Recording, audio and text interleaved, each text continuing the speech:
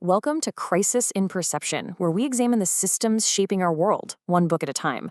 So today we're tackling a really big one. It's this core problem in our democracy, this feeling a lot of us have that the system is, well, just unresponsive. And it's something that goes way deeper than any single politician or political party.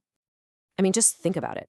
For decades now, major issues that most Americans actually agree on, things like climate action, fixing our crumbling infrastructure, doing something about healthcare costs, they've all been stuck in this state of just permanent gridlock. And it doesn't seem to matter who wins an election, right? This isn't about blaming one administration or another. It's about a fundamental system failure. The system itself seems unable to address these huge, long-standing problems. So here's how we're going to break this down. First, we'll look at the representation problem itself. Then, we'll dive into what's called the incentive machine, the engine that's really driving all this. We'll look at its two key parts, the gatekeepers and the amplifiers. And then, and this is the really important part, we'll see how it all locks together into one big system. All right, let's get into it. The core of all this is what we can call the representation problem. Now, it's so easy to just blame the politicians we see on TV, right? To point fingers at them. But the real issue, the one we need to understand, is hidden one layer deeper. It's not just about who we elect, it's about who even gets selected to be on the ballot in the first place. And honestly, if you take one thing away from this, let it be this. This is the single most important insight from Lawrence Lessig's work. The entire system of representation completely breaks down when the incentives for selecting who gets to run for office are fundamentally broken. Think about that. Before you and I ever get a chance to cast a vote, the game has already been shaped for us. So what is it that's driving this failure of selection? Well, Lessig gives it a name. He calls it the incentive machine. And that's a perfect way to think about it. It's like this invisible architecture, this set of gears and levers working behind the scenes of our politics. Now, this isn't some grand conspiracy theory. It's a design, a system design that produces these unrepresentative outcomes almost automatically. So let's pop the hood and look at its two main gears. Okay, so the first, and you could argue the most powerful gear in this whole machine, is the one that controls who even gets to be on the ballot. Who are our choices? This quote from the infamous Boss Tweed just nails it. It perfectly illustrates this idea of Tweedism. It's this recognition that the real power isn't actually with the voters, the people doing the electing. No, the real power lies with the hidden gatekeepers, the people who do the nominating. And in our modern system, it turns out there are two main gatekeepers, two modern Tweeds that filter candidates long before we ever get a chance to cast our vote. So who are they? Well, first, we have the funders. Candidates are filtered by their constant need for money.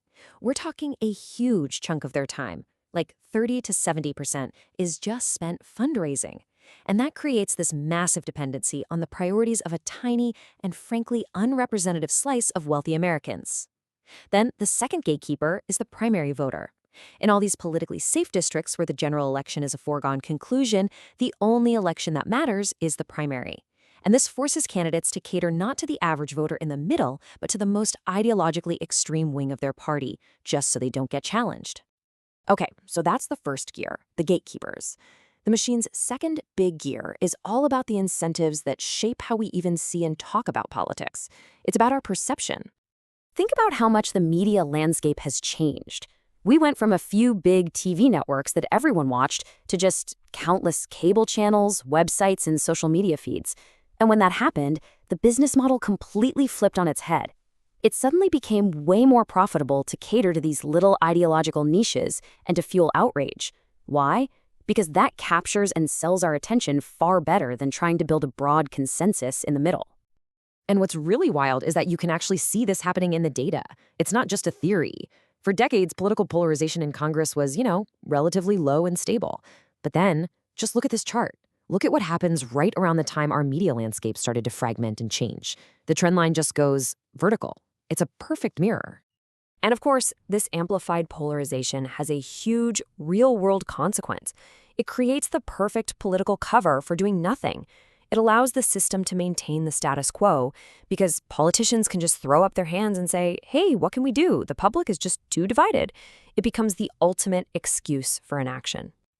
Okay, so we've got these two really powerful gears, right? We have the gatekeepers who select the candidates, and we have the amplifiers who shape how we see everything. But here's the real insight. This is the moment it all clicks into place. It's when you realize they don't operate separately. They lock together, creating this incredibly powerful, self-stabilizing feedback loop. So let's walk through it.